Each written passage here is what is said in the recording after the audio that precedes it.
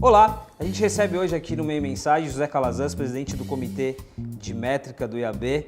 Calazans, você tem uma formação jornalística, pesquisa, jornalismo, opinião pública.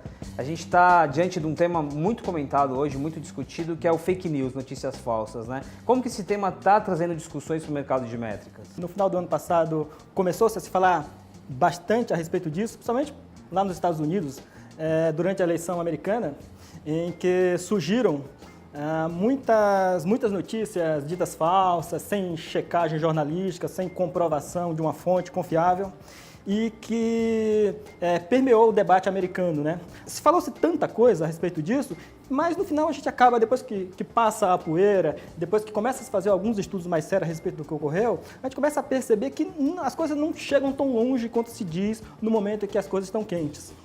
Agora, por exemplo, acabou de sair um estudo da Universidade de Stanford, lá nos Estados Unidos, na Califórnia, justamente ali onde está o miolo da inovação, da tecnologia e tal. Então, foi feito um estudo, dois professores, um de Stanford e outro de uma universidade de Nova York, divulgaram agora no final de janeiro uma análise mais completa e mais robusta sobre o que de fato aconteceu. E chegou-se à conclusão, segundo esse estudo, que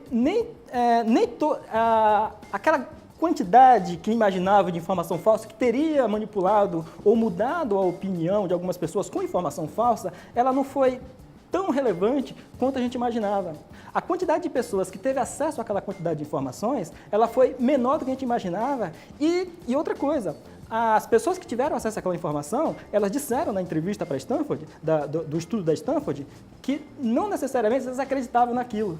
E que as pessoas que tiveram acesso àquilo e distribuíram também não acreditavam muito no que estava acontecendo. Aproveitando esse gancho das questões contemporâneas, assim, na sua trajetória você trabalhou com métricas tradicionais, TV, e você acompanhou um pouco da evolução do mercado de métricas, né? E aí, pegando esse gancho que está falando de redes sociais e como as coisas estão mudando e se transformando, fala um pouquinho sobre essa evolução, assim, o que as novas plataformas trouxeram de desafios para as métricas, o que você enxerga hoje como desafio, como lidar com essa questão das coisas, das novidades, das plataformas e da velocidade?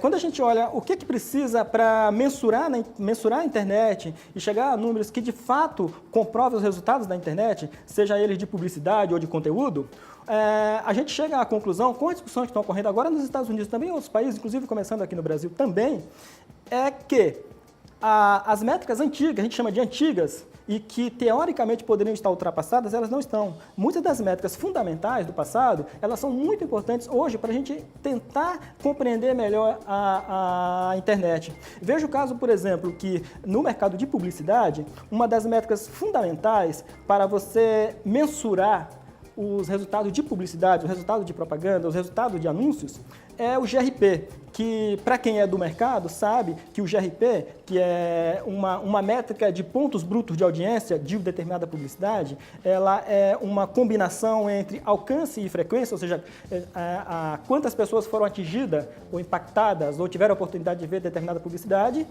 multiplicado pela quantidade média de vezes que essas pessoas foram impactadas. Então, se uma publicidade chegou a tantas pessoas, em média quantas vezes a gente multiplica isso e chega a um número bruto que a gente chama de GRP no mercado de publicidade. Uma métrica considerada tradicional. Uma métrica considerada tradicional. Quando a televisão cresceu nos anos 50, ela absorveu todas essas métricas que foram construídas na era do rádio. E a televisão conseguiu absorver isso.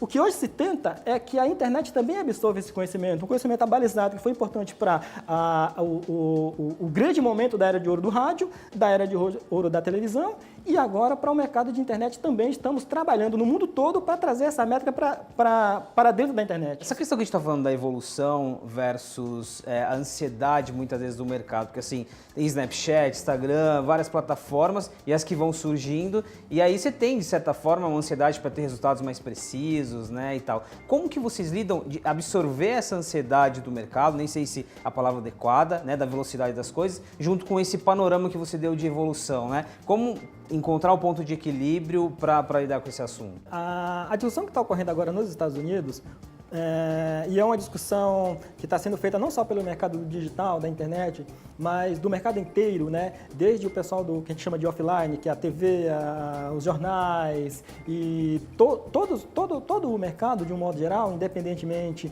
que seja digital ou não digital, para descobrir esses pontos, os pontos que são importantes para cada uma das mídias separadas e também quais são as métricas que podem unificar para uma visão geral do que a gente poderia chamar de um todo, de quem investe em publicidade, em multiplataforma, em mídias diferentes. Os Estados Unidos ele é um benchmark, como você está colocando aqui. Agora, vamos trazer um pouquinho mais para o nosso mercado e falando das especificidades do Brasil, né? Dentro dessa linha de trazer, adaptar e olhar aqui, o que tem de desafio aqui no Brasil, o que tem de particularidade do mercado brasileiro? Olha, há muitas particularidades no caso do mercado brasileiro que vão desde como o próprio mercado ele se construiu, né? Hoje nós temos um mercado muito forte em termos de criatividade, por exemplo, talvez seja uma das grandes forças do Brasil. Nós temos uma participação de televisão muito importante, o que também dá força para o mercado, deixando o mercado forte, mas temos também a necessidade hoje de crescimento do digital de uma maneira que possa ser comparável com a televisão. Então, é um momento em que o digital, por não ter a mesma participação que tem nos Estados Unidos, apesar do grande crescimento que ele teve nos últimos anos, então esse grande crescimento ele está puxando cada vez mais essa discussão aqui para dentro. Por isso é que agora o mercado começa a discutir isso de uma maneira mais transparente. Quando você fala em reunir o mercado, em colocar as empresas para discutirem, onde estão os desafios e essa questão está no desafio cultural, tem a ver com aquele modelo muito específico do mercado brasileiro, né? Onde estão os desafios dessa discussão? Olha, grande parte desse desafio passa primeiro pelo aprendizado. Acho que o nosso mercado ele tem uma parte muito júnior que está aprendendo, e acho que está todo mundo aprendendo junto, principalmente agora com essas coisas novas. Então, uma grande parte disso passa por aprendermos a trabalhar com isso, né? A nos preocuparmos mais com isso. Nos Estados Unidos, já há essa evolução mais institucionalizada, primeiro porque nós temos uma educação do mercado voltada para o mercado muito mais ampla do que aqui e um trabalho que também devemos ter aqui para absorver melhor a mudança desse cenário. Hoje nós ficamos muito a reboque do que vem lá de fora, então a criação aqui no Brasil de um modelo mais independente, com maior conhecimento, os profissionais com maior conhecimento, como temos lá fora, e também acompanhar mais de perto o que está acontecendo lá fora, para termos, não para copiarmos exatamente, mas pelo menos termos como um parâmetro do que podemos fazer aqui. Acho que a dificuldade passa muito em torno disso. Carlos, a gente estava falando aqui um pouco sobre métricas, a gente passou rapidamente sobre fraude. E transparência é um tema muito importante quando se fala de métricas, né? É um tema muito discutido. A gente viu casos recentes de plataformas como o Facebook vindo a público, admitindo algumas questões, ajustes de métricas de vídeo. O Snapchat, que está se preparando para um IPO, também discussões sobre inflar ou não o número de seguidores. Essa questão da transparência, o quanto ela é importante hoje, o quanto ela precisa ser discutida e falando aqui no Brasil também, o quanto a gente discute isso. Acho que a transparência é uma questão fundamental. A gente não vai conseguir ter comparabilidade entre o digital e a TV ou outras mídias ou qualquer outra discussão no mercado se não houver transparência. Então, por causa disso, veja bem, lá fora foram criados também alguns órgãos ou algumas iniciativas para estudar isso. Aqui no Brasil também estamos fazendo isso. Nós temos hoje um comitê dentro da IAB que justamente procura discutir a questão relevante do combate à fraude. Então, estamos aprendendo com o que está acontecendo lá fora. O que a gente tem notado, principalmente, é que grande parte dos modelos ou do que é discutido de fraude são fraudes tecnológicas e isso a gente consegue, com os modelos lá de fora, acompanhar isso de perto. Recentemente, o Comitê de Combate à Fraude aqui no Brasil, que é presidido pelo Pares Piedade, apresentamos aqui para o Brasil uma cartilha, né? Uma cartilha de boas práticas de combate à fraude, porque a questão não é só combater a fraude tecnologicamente, ter técnicas, mas provavelmente aprender como os fraudadores eles se adaptam rapidamente às nossas tentativas de manter o mercado com um nível mais elevado. Mas nos Estados Unidos, a questão chegou a ter uma influência muito significativa em termos de investimento em publicidade. Então, grande parte da publicidade nos Estados Unidos, ela vem impactada por fraude. Então, grande parte do que os anunciantes estão investindo em publicidade, ela está indo para os fraudadores. E certamente aqui no Brasil uma grande parte disso também está indo, né? Então esse é um outro trabalho que temos que fazer junto com os anunciantes para eles terem conhecimento e consciência de que isso está realmente acontecendo também aqui no Brasil. Só um ponto aqui importante, a gente está falando de fraude de um lado, né, que está muito mais em relação à questão externa. Eu citei o caso do Facebook, que é muito mais uma questão interna, uma questão de medição de métricas e tal. E agora, focando no caso do Facebook, qual a importância de um player do tamanho do Facebook vir a público, trazer a questão da transparência, discutir, sinalizar, olha, teve um equívoco aqui, eu estou melhorando aqui. O que isso contribui para a discussão, em termos de se lançar a público e de falar sobre transparência? Eu acho importante que todo o mercado, né, o Facebook, o Google, as empresas de medição, os anunciantes, os veículos de um modo geral, todos estarem em torno desse movimento, né? Então, é importante que todos estejam participando, né? Em torno de maior transparência, defender as boas práticas, tanto de combate à fraude, quanto de mensuração. Então, é importante para o mercado que, principalmente os grandes players, os maiores, eles estejam nessa linha de frente. E é muito bom saber que hoje praticamente todos eles estão, né? A gente está, para concluir a nossa conversa, a gente começou falando sobre fake news e sobre inovações, novidades, discussões que surgem, né?